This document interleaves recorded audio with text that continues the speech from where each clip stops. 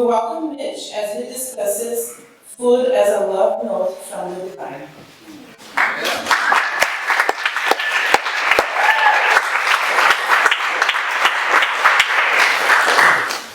Good afternoon.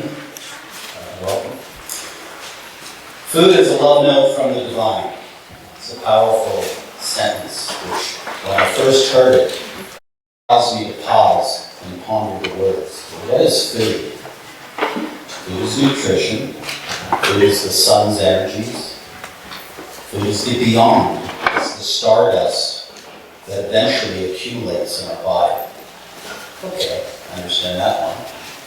As a love note, how is that a love note? Well, the food that is nutrition and that comes down in the form of sun energy travels a great distance to reach us. And it expresses itself in a kind of letter to each and every one of us, a form of an individual love note from the divine. It's not a general love note, meaning each of us receive these rays from the sun, this nutrition, these phytochemicals, these building blocks of the material world, and assimilate them in our own way. And it's up to each and every one of us to discover how and what a diet looks like. So when we consider food as a love note from the divine, we move on to the divine aspect. We have to consider that everything that's made in the natural world didn't just happen, although it could have. It probably originated from some source, and that's what we mean when we say the divine. Now, each of us can come to our own understanding of the divine, whether through a traditional path, such as Christianity, Judaism, or Islam, or our own individual way of experiencing those elements that Source offers us. But what are we really considering when we look at the sentence, food is a love note from the divine? Well, in the different traditions, such as the Indian Ayurvedic system, which embraces ahimsa, a concept known as compassion, we experience food as a type of energy. In the Indian Ayurvedic system, they have broad ways of classifying food, sattvic, rajasic, tamasic, which are basic ways of understanding what the energy of a food component does for our body, whether it makes us agitated, whether it uplifts us, sattvic, or whether it weights us down. But we're looking at it through the eyes of the Jewish tradition called Kabbalah. Kabbalah is a mystical approach to understanding the Bible, or the first 5 books of Moses called the Torah. And in that understanding, we're looking for not just the written word, but a mystical understanding that allows us to merge the heavens and the earth. This is a fundamental concept in Kabbalah. Our job as people here on the earth today is to merge, to climb the ladder, as it were, from the earth to the heavens. And within this understanding, we use food as a mechanism not to reach God. You can't reach God through eating yourself the right way, but you create a vessel within that can carry the light. And when we say the light, we mean the sun's light. We also mean the spiritual light, or the soulful light, or the divine essence of light. Now, within the Kabbalistic tradition, when we speak of food as a love note from God, we're actually addressing something called the tree of life. The tree of life is a way of understanding the world within the context of the ancestral lineage that was the Hebrews. The word Hebrew means boundary crosser in English. These were the people who crossed boundaries, whether physically from Mesopotamia to Canaan, or spiritually from the matrix of our understanding, living into a personal understanding as exhibited in the book Lech Lecha, where we learn about Abraham and his leading the system in order to discover who he truly was. This is a paradigm and model for all of us within the Kabbalistic tradition. Well, why is this important? Because in the understanding that is the tree of life, there's a central column, there's a right column, and there's a left column. These columns enable us to understand and navigate the divine field of existence. Well, what was the problem with that? They ate the apple or the fig, we don't know which one it was. It was a fruit of some kind. And then they were banished from the kingdom. In traditional Kabbalistic understanding, they were exiled for eating out of order. Very interesting concept. Well, what is eating in order? Eating in order is eating along the tree of life. Meaning, there's a right side which needs to be balanced by the left side. And when we balance the two sides, we live in the central column, called, at the top, it's a ferret, and at the bottom, malchut. Why is this important? Because the entire essence of the tree of life is to unify the masculine and the feminine together. Thousands of years ago, the feminine was in charge. At some point, it lost this authority. We don't know why. Whether it was through child sacrifice to Moloch or some other issue that we are unaware of, it caused the patriarchy to take over and exude total dominance.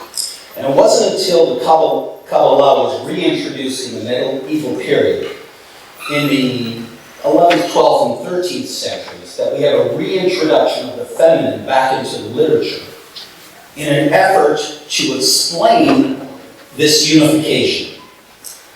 And when we eat food, our desire isn't just for the sustenance and the material benefits that it gives our body, but it's to unify the spiritual essences within us. How do we do that? Well, if we look at the book by T. Colin Campbell called China Study, we learn that when you eat a diet exclusive of one item, you can get cancer. In his book, he measured the type of diets he ate in each province within China. What he found was that each province had a predominance of a certain type of cancer. And what he found out was this province ate too much cheese, and that province ate too many cows, and this province ate too much rice. And what he was able to determine was that if you exclusively focus on one particular food in your diet, it's going to send you out of balance, the right and the left side of the tree. What we're looking for is to eat within balance. That doesn't mean eating rice 7 days a week or meat 7 days a week. What that book found was that if one of your meals per week, 7 days a week, 3 meals, 21 meals, if one meal was, make it your choice, you can pick the toxic substance. You didn't get cancer. But somewhere between 5% and 15% of your diet, when you ate that toxic food in that amount, cancer kicked in. And what they found by studying mice was that when 15% of the diet or more was a toxic item, 100% of the animals got cancer. So what are we to learn from that? Well, we're to learn that if we eat our toxic foods once a week, we probably will be okay. But somewhere between 2, 3, and 4 times, we're probably going to have some problems. And if we eat it 7 to 10 times a week, guaranteed you're going to get sick and get toxic. At least that's what that book taught us. Why is that important? In our society today, where food has been manufactured and presented to us in a way to eat, we live in what's called, I would call a master-slave class society, where the masters are the corporate elite who determine what the diet you're going to eat is. Not what you've pre-selected, not what you've educated yourself on, but what they've determined is accessible. Meaning, back in the 1970s, my mom had a little chart on the wall with carbohydrates at the top, and fruits and vegetables and meat. I don't remember the exact order, but it was a chart of what we should be eating. It was a total lie. It was built by the system in order to get us to eat what they wanted us to eat. Typically, traditionally, we know that 40% of the diet ought to be some form of fat, 40% of the diet ought to be some form of protein, 20. Now, each of us gets to individualize, big word for me in the last few days, I've been coming across that word everywhere, individualize our diet according to our own subtle organized energy frequency. Well, what is that?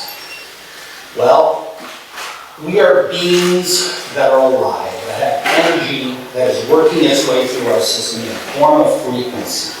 And each of us responds differently to different kinds of foods. And it's up to you individually to figure out which food gives you that high vibe or that raising. I can tell you that when I used to eat bagels, and I used to eat a lot of bagels, that I'd be sleepy and tired and have to take a rest. But that when I lived in this spiritual community, we ate raw food, I was filled with energy all the time. Well, for me, eating a more high diet of raw food worked. For another person, it may not work. You have to test it out and individualize it.